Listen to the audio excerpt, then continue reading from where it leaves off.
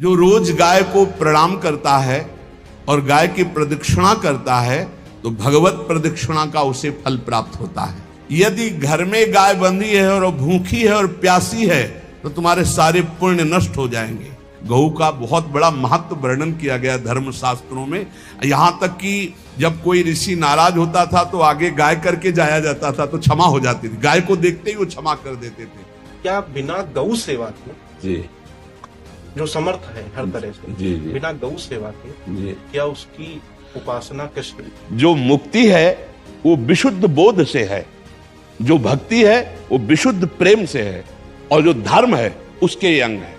हाँ, ये धर्म के अंग है। ये बात है। सतरति सा लोकांग ताजति मम भक्ति युक्तो भुवनम पुनात तीर्थी कुर्वन्ति तीर्थानि। गंगा जी भी इंतजार करते हैं ऐसे महापुरुष का जिसका निरंतर भगवदाकार चिंतन चलता रहता है। गृहस्थ धर्म में जैसे है या जिनके पास बहुत अर्थव्यवस्था है उनको चाहिए कि गौ सेवा से बहुत जल्दी शरीर पवित्र होता है, हृदय भी पवित्र होता है और गोविंद भी प्रसन्न होते हैं। यदि गावः प्रदक्षिणेर कार्या वंदनीया ही नित्यशः मंगलायतनम दिव्याः श्रेष्ठास्त्वेता स्वयं भुवा।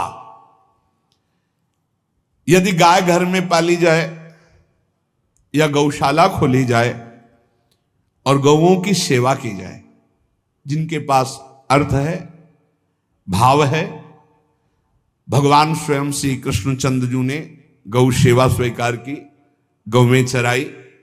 गौओं की परिक्रमा करने से, जैसे आप प्रभु की बिहारी जी के मंदिर की 4 परिक्रमा करें तो जो फल आपको मिलेगा वही गाय की 4 परिक्रमा कर ले तो आपको प्राप्त हो जाएगा।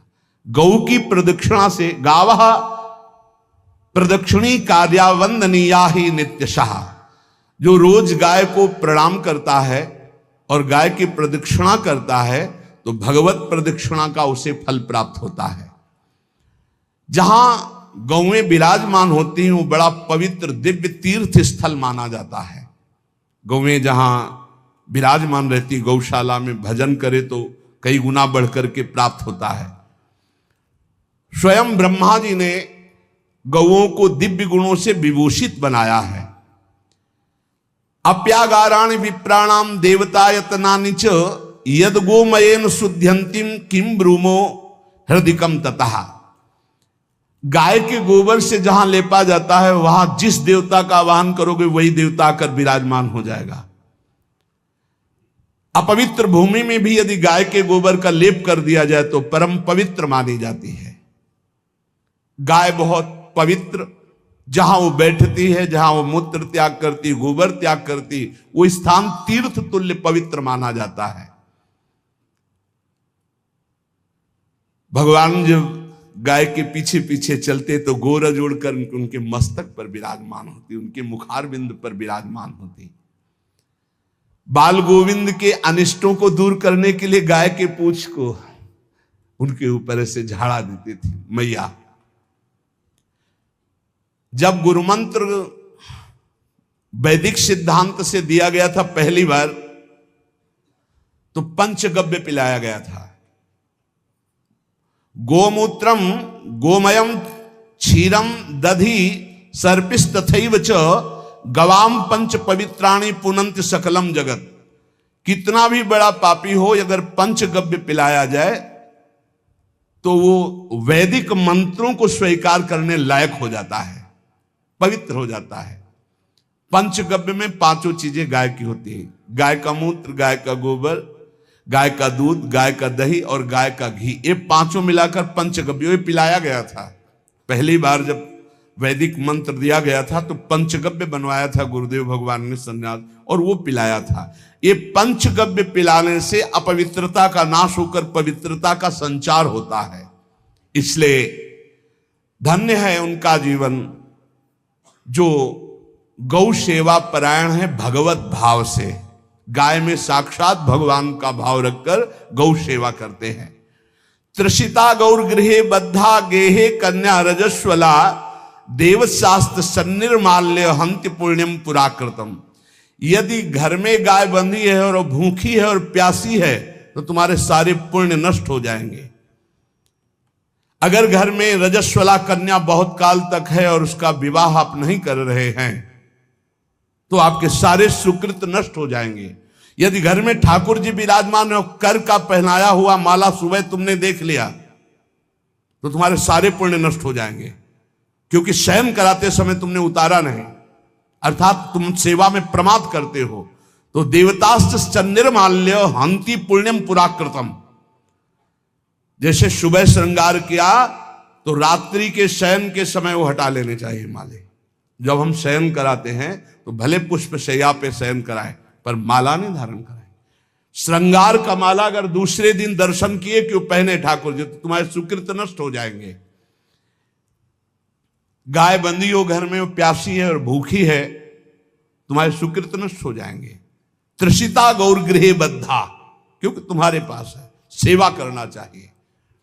यो वै गाम प्रतिसिद्धेन तो चरंतिम च स्वतरणम नरहा तस्य पूर्वे च पितरा कंपन्ते पतनोन्मुखा। यदि गाय हरी हरी घास चर रही कहीं और तुमने डंडा ऊपर प्रहार किया और लाठी मारी तो तुम्हारे पितर खोपड़ी के बल नरक जाने के लिए तैयार हो गए, ये लिखा है। चरंतिम स्वम तृणम नरः तो तस्य पूर्वे च पितरा कंपन्ते पतनोन्मुखा। इसीलिए क्या भारत से कहीं किसी की तुलना हो सकती है जहां गौ को माता की पदवी दी गई, जहां गौ को हम आराध्य देव के रूप में मानते हैं, आराधना करते हैं।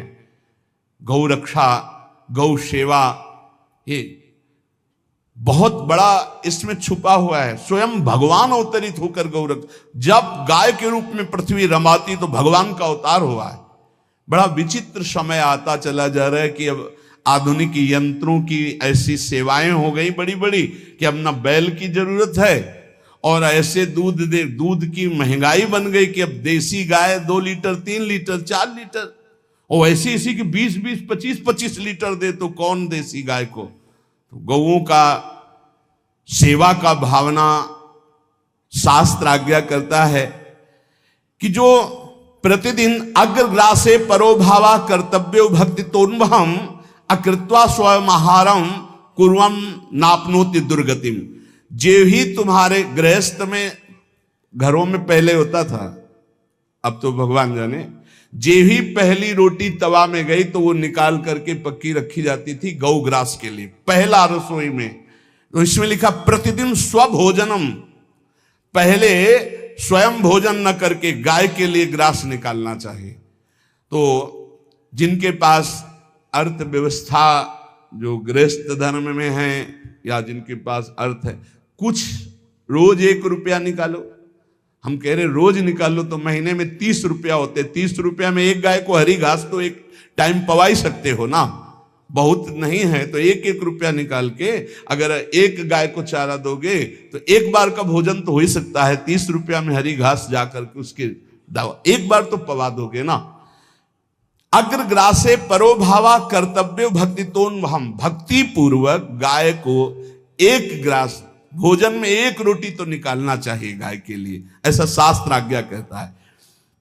जो ऐसा करता है तो अकृत्वा स्वयमाहारम कुर्वन् नाप्नोति दुर्गतिम, अपने आहार से 1 रोटी निकालकर गाय को देता है और स्वयं 3 रोटी भले पाले 1 रोटी गाय को दे दी तो बोले उसकी दुर्गति नहीं होगी, अर्थात उसके अंदर भाव बढ़ता चला जाएगा वो भगवान की भक्ति में।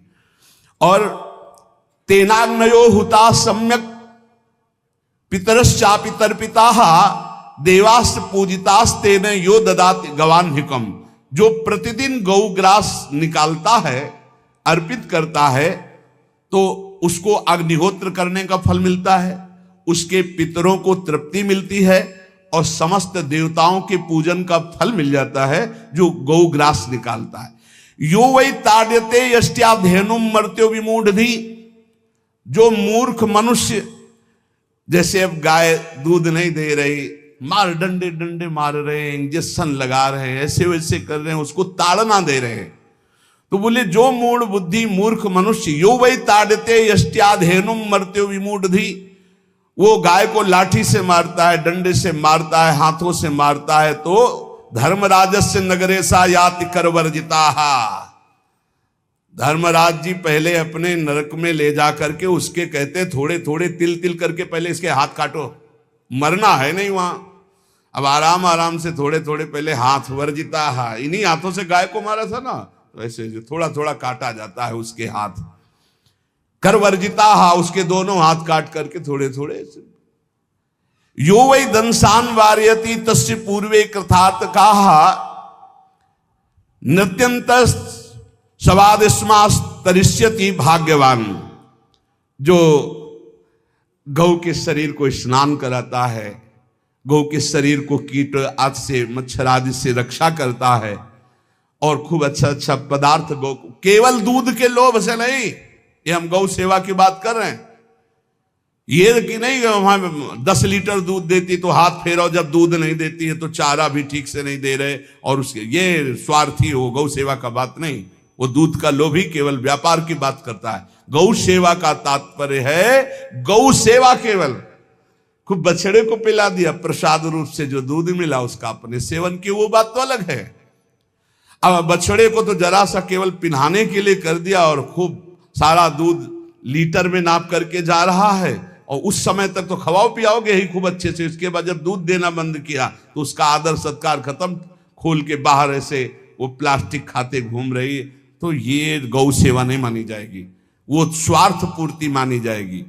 जो सदैव गौ सेवा करता है, उसके डांस मच्छर हटाता है, स्नान कराता है, पीठ में हाथ फेरता है, उसके पूर्वज जो पितर होते हैं वो नाच पड़ते हैं, उनका मंगल होना शुरू हो जाता है कि हमारे वंश में गौ सेवक पैदा हुआ, बड़ा भाग्यवान है, और वो गौ के द्वारा हमें तार देगा, ऐसा भाव। गौ सेवा हमारे सनातन धर्म में बहुत बड़ा स्थान गौ सेवा का है। पर एक बात ध्यान रखें, इन सब सेवा का फल है भगवान के चिंतन में निरंतर वृत्ति डूब जाए। हमारी एक एक वृत्ति, एक एक क्षण भगवान के चिंतन में डूब जाए। अगर नहीं तो हम आपको उत्तर दे रहे हैं, क्या महाराज नृग जैसा कोई गौ सेवक हुआ है दानी? भागवत में पढ़ लेना, करोड़ करोड़ गायों को, करोड़ों गौशालाएं थी, एक दो नहीं। इसलिए कह रहे हैं करोड़ों शब्द कि आप उसको कहीं ज्यादा ना समझें। पृथ्वी के कोई भूमि के कण गिन सकता है, बारिश की बूंदे गिन सकता है, लेकिन महाराज नृग की गौएं जितनी दान की गई वो गिनी नहीं जा सकती थी, ऐसा वर्णन आता है। अरबों अर्बुद गौओं की सब स्वर्ण से अभिषिक्त करके ब्राह्मणों को दान करना। इतने बड़े गौ सेवक, इतने बड़े दान करने वाले, एक चूक हो गई, ना दान लेने वाले तपस्वी ब्राह्मण की गाय किसी अन्य ब्राह्मण को दान कर दी, और वो ब्राह्मण ने जब गाय देखी बोली मेरी गाय चुरा ली, बोले महाराज नृग ने दी। महाराज नृग से कहा मेरी गाय है, तो उनका गौशाला में आ गई होगी, आपको 10,000 गौएं देते हैं, आप अपनी गाय। बोले मैं प्रतिग्रह नहीं लेता। जिसने दान लिया था उसने कहा गाय यही लेके जाऊंगा, तो उनका आप गाय छोड़ दीजिए, आपको 10,000 गाय देते। बोले नहीं लूंगा। बस अनजाने के अपराध ने गिरगिट बना दिया था, कुएं का गिरगिट। पर भगवान बड़े कृपाल हुए, गौ सेवक थे, इसलिए गोविंद द्वारिकाधीश जी ने उनका उद्धार किया। सब साधन का फल है अच्युत भावना से युक्त होकर, भगवत भावना से युक्त होकर निरंतर भजन करते हुए सेवा परायण रहो, चराचर जगत की सेवा परायण रहो। भजन करना ही सबसे बड़ा परम धर्म है। हम सब सेवाएं करें जगत की, लेकिन अंदर से राधा राधा राधा, गोविंद गोविंद गोविंद गोविंद, आनंद आ जाएगा। तन से सेवा करो, मन से भगवान के चिंतन, मामनुष्मर युद्ध से भगवान के चिंतन में रहो। सेवा और व्यापार में अंतर होता है। गौ सेवा के बहाने से धन का जो दान लेना है और उसका अपने में प्रयोग करना, मैं पितरों सहित नरक जाना है, लिख लो। गौ सेवा के बहाने से दान लेना और उसका अपने परिवार के सुख में पैसे का प्रयोग कर देना या अपनी वासनाओं की पूर्ति में लगा देना, आया गौ सेवा के लिए और आप प्रयोग कर रहे हैं गाड़ी घोड़ा नाना प्रकार के सांसारिक भोगों में, तो लिख लो पितर सहित तुम्हारे नरक जाएंगे, क्योंकि गौ सेवा के लिए आया है। गौ सेवा का धन सिर्फ गौ सेवा में ही लगना चाहिए। आप गौ सेवक है, दूध पान कीजिए, रोटी खा लीजिए, लेकिन गौ सेवा का अर्थ आप अपनी वासनाओं की पूर्ति में, अपने मनोरंजन में या अपने मन के संकल्प भावना में नहीं पूरी कर सकते। गौ सेवा के लिए ही पूरी कीजिए। गौ के वास का निर्माण, गौ के भोजन की व्यवस्था, वो दूध दे ना दे, वो कैसी भी अवस्था में हो, उसकी सेवा परायणता, उसके लिए सेवक रखना, सेवकों को भी सुख प्रदान करना, लेकिन स्वयं कभी गौ के सेवा के लिए आए हुए धन का स्वयं के लिए भोग न करना और निरंतर भजन रखना, उसे परम पद की प्राप्ति हो जाएगी। इसलिए हमारे सनातन धर्म में गौ सेवा का विशेष महत्व है और इस महत्व को सबको स्वीकार करना चाहिए। यदि आप गौ पालन स्वयं नहीं कर सकते तो 4 लोग मिलकर के, क्योंकि आज जो गायों की व्यवस्था वो बड़ी दयनीय हो रही है। दयनीय इसलिए हो रही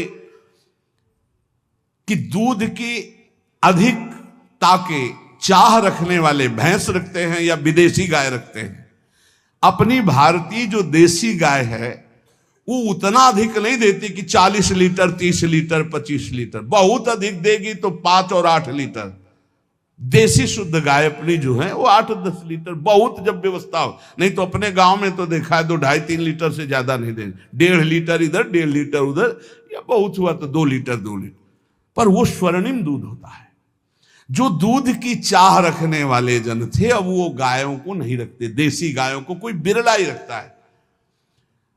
अब पहले बैलों की जरूरत होती थी, गाय बछड़ा दिया तो आनंद होता था कि किसानी के काम में। अब तो ट्रैक्टर है तो बैलों की जरूरत नहीं। अधिक दूध के लिए, अरे अब तो पशुओं की जरूरत नहीं, केमिकल से दूध बन रहे हैं, टैंकर के टैंकर। तो फिर हमारी जो गायें हैं उनकी बड़ी दुर्दशा हो रही।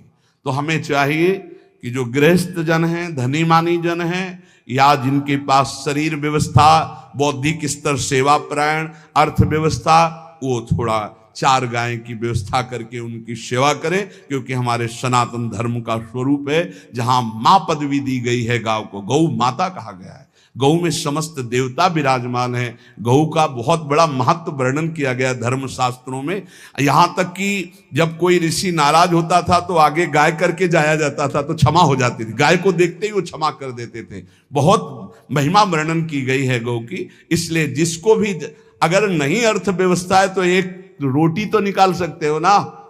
तुम्हारी रसोई में रोटी बने तो पहली रोटी निकाल लो, और आसपास जहां गाय बंधी हो तो उसको दे आओ जाकर, तो कम से कम धर्म का पालन हो जाएगा, गौ सेवा बन जाएगी। तो गौ सेवा, चराचर जगत की सेवा, भगवत सेवा, सबका फल है। फिर प्रारंभ में आ जाइए स्मृति। योगी हो तो चित्त की वृत्ति का निरोध करके परमात्माकार, ज्ञानी है तो चित्त वृत्ति का लय करके स्वरूप स्थित, भक्त है तो एक एक वृत्ति सावई मनः कृष्ण पदार विंदयो।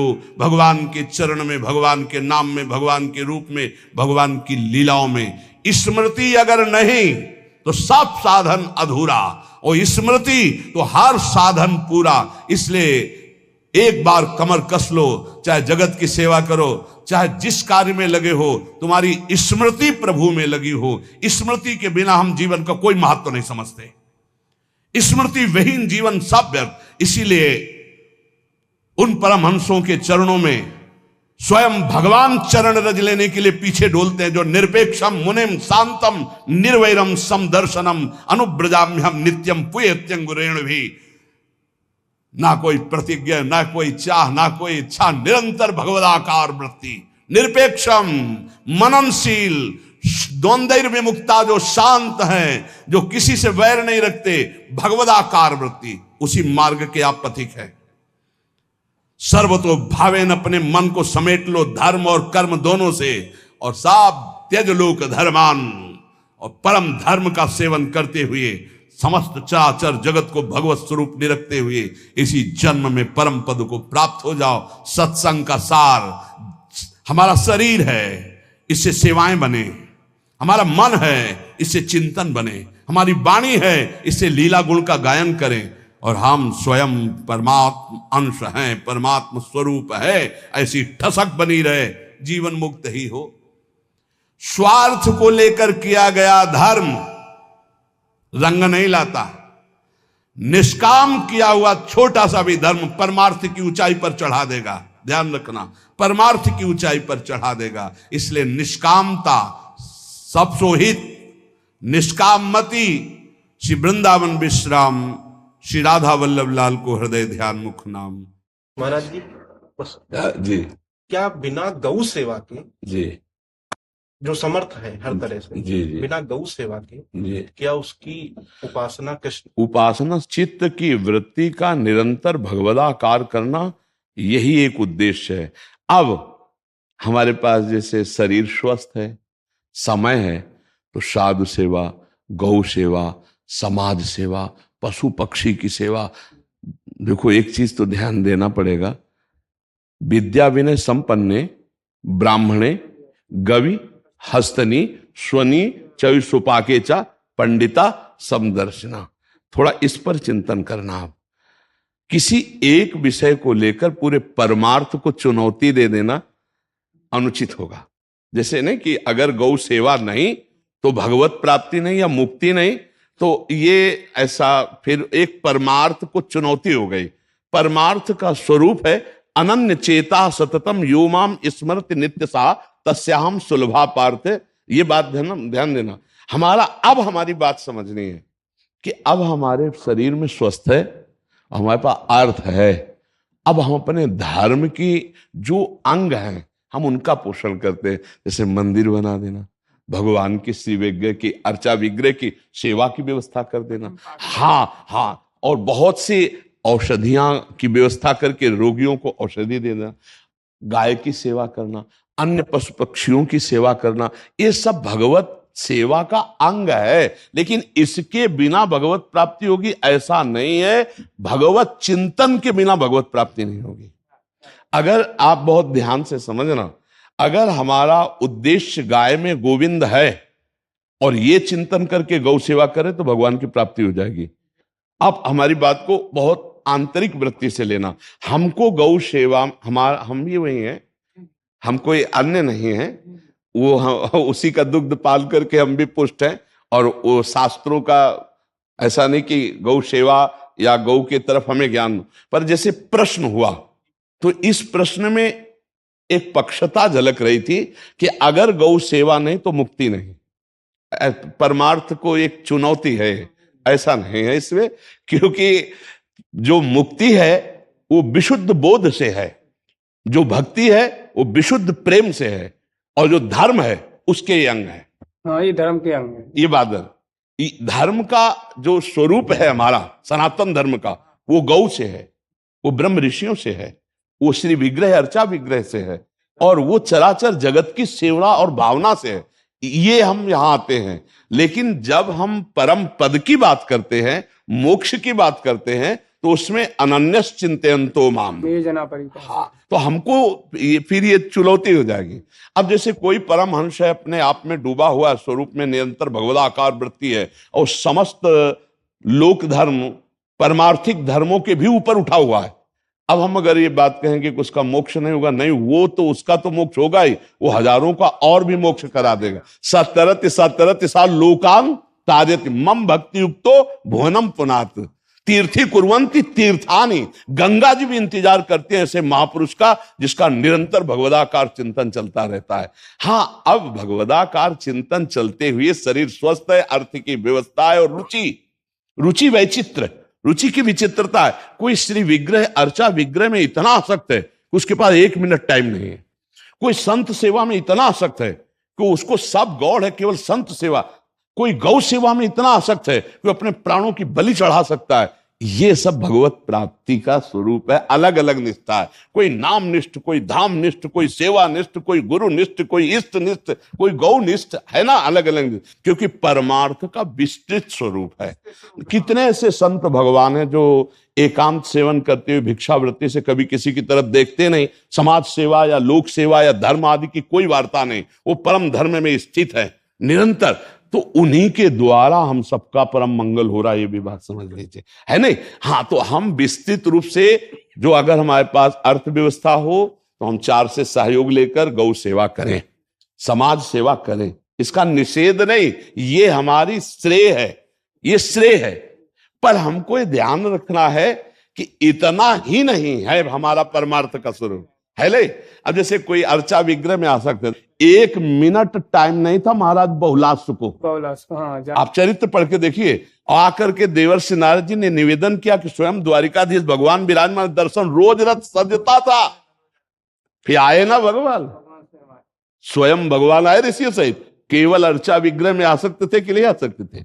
अच्छा, इसके बाद श्रुतदेव के पास कौन सी साधना थी? केवल भगवान की विशुद्ध भक्ति। भगवान 2 रूप धारण करके एक साथ ही बहुलास और श्रुतदेव के पास गए। तो कई ऐसे पावन चरित्र महापुरुषों के हैं कि अलग अलग निष्ठाओं के द्वारा उन्होंने भगवान की प्राप्ति की।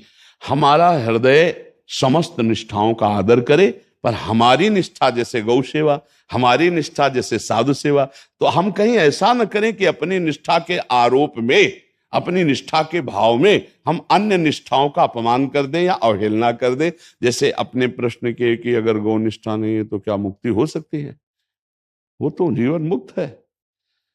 आप समझो जीवन मुक्त अवस्था का स्वरूप क्या होता है। भगवान इस श्लोक में वर्णन करें, भगवान विद्या विनय संपन्ने ब्राह्मणे गवि हस्तिनी स्वनी चयुसुपाके च पंडिता। अब आप जरा विचार कर रहे, इसमें भगवान के अर्थ कर रहे नहीं। हमें गौ सेवा करनी, तन मन प्राण न्यौछावर करके करनी, पर हमको ये नहीं कहना, ऐसा नहीं कह सकते, क्योंकि हमारे परमार्थ का एक अंग वो है, एक अंग है। अलग अलग परमार्थ के हमारे अंग, और हाँ, एक अंग में पूर्ण रूप से जो निष्ठावान हो गया उसको वहीं से भगवत प्राप्ति हो जाएगी। लेकिन अन्य की अवहेलना हम नहीं कर सकते, क्योंकि अन्य निष्ठावान भी जन है, नहीं है ना जी?